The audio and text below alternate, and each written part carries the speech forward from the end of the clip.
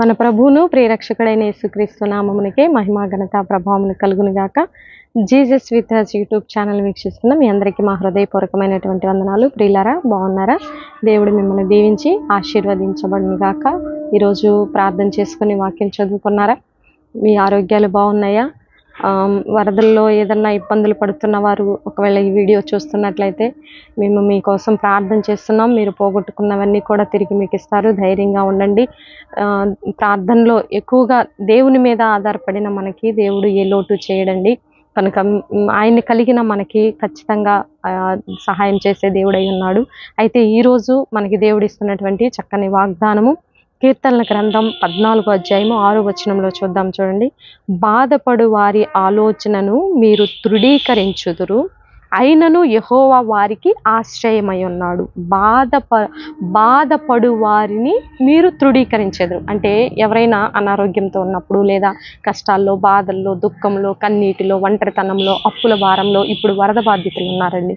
వారి బాధ వారికే తెలుస్తుంది, వారి కష్టం వారికే తెలుస్తుంది. వారు ఎంత మనకి ఎక్స్ప్లెనేషన్ ఇచ్చినా, ఎంత చెప్పినా, వారు పోగొట్టుకున్న ఆప్తులు కావచ్చు, వారికి ఉన్న సమస్తంలో నష్టపోయింది కావచ్చు, ఆ బాధను బట్టి మనము ఒకవేళ ఎవరికైనా చెప్తూ ఉన్నప్పుడు విని ఒకవేళ విసుగు కలగవచ్చువేమో.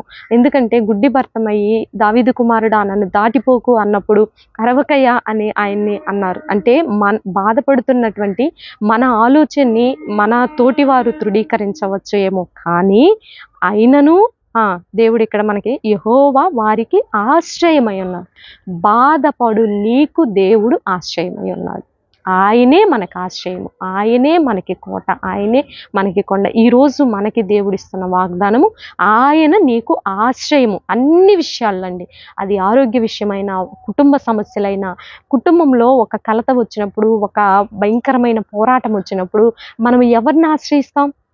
మన తల్లిదండ్రులన, మన తోబుట్టువులన, మన తోటి స్నేహితులన, మనం ఎవరిని ఆశ్రయించినా ఏముందిలే మా సర్దుకుపో, లేదా ఏముందిలే ఏదో సమస్యకు సొల్యూషన్ చెప్పినట్టే ఉంటారు, కానీ మనకి ఏ హెల్ప్ అందదు. అయితే ఆయన నీకు ఆశ్రయముగా ఉన్నట్లయితే, ఆయన నీకు దేవుడుగా ఉన్నట్లయితే, ఆయన నీకు తోడుగా ఉన్నట్లయితే, ఆయనే నీకు ఆశ్రయంగా ఉన్నట్లయితే సమస్యలన్నిటి నుంచి విడుదల వస్తుంది, నీకు నెమ్మది వస్తుంది. కాబట్టి ఆయన నీకు బాధపడుతున్న నీకు ఆయన ఆశ్రయము, బాధపడుతున్న నీకు దేవుడే ఆశ్రయము. ఇటు వాగ్దానాన్ని రిసీవ్ చేసుకోవాలని ప్రభు నామములో మనం చేసుకుని చిన్న ప్రార్థన చేసుకుందాం. అయ్యా, ఎంతో మంది ప్రభు బాధపడుతూ ఉన్నటువంటి స్థితిలో వారిని ఓదార్చగలిగిన స్థితి అయ్యా మానవునికైతే సరిపోదేమో, కానీ వారి కష్టంలో, దుఃఖంలో, కన్నీటిలో, వేదనలో, ఒంటరితనంలో, అలసిన స్థితిలో, సొమ్మసిల్లిన స్థితిలో నీవే వారికి ఆశ్రయమని నాయన నీవిచ్చిన వాగ్దానాన్ని బట్టి నీకు వందనాలయ్యా. కుటుంబాల్లో సమస్యల నుంచి విడుదల ప్రభు అయ్యా, బిడ్డల్ని చదివించుకుంటూ కష్టపడుతూ ఫీజులు అయ్యా నానా రకాలైన సమస్యలతో ఉన్న బిడ్డలకు విడుదల దయచేయమని ప్రార్థిస్తున్నాను తండ్రి. వ్యసనాలకి బానిసలైపోయిన బిడ్డలకు విడుదల దయచేయ్యా. ఈ త్రాగుడు, జూదము, వ్యభిచారం అనే దెయ్యాలని బంధిస్తున్నాను ప్రభా. చిన్న బిడ్డలపై అఘాయిత్యాలు చేసే దెయ్యాలని బంధిస్తున్నాను ప్రయ్యా. స్త్రీలపై దాడి చేసే దెయ్యాలని బంధిస్తున్నామయ్యా. భారతదేశాన్ని దీవించండి అయ్యా, తెలుగు రాష్ట్రాలను దీవించండి అయ్యా. చదువుకుంటున్న బిడ్డలకు జ్ఞానం ఇవ్వండి అయ్యా. యవ్వనస్తులకు మారు మనసు రక్షణ దయచేయండి. భయంకరమైన వ్యసనాలకి బానిసలైపోయిన బిడ్డలకు విడుదల దయచేయండి అయ్యా. మూయబడిన గర్భాలను తెరవండి. అప్పుల భారాల నుంచి విడిపించండి తండ్రి.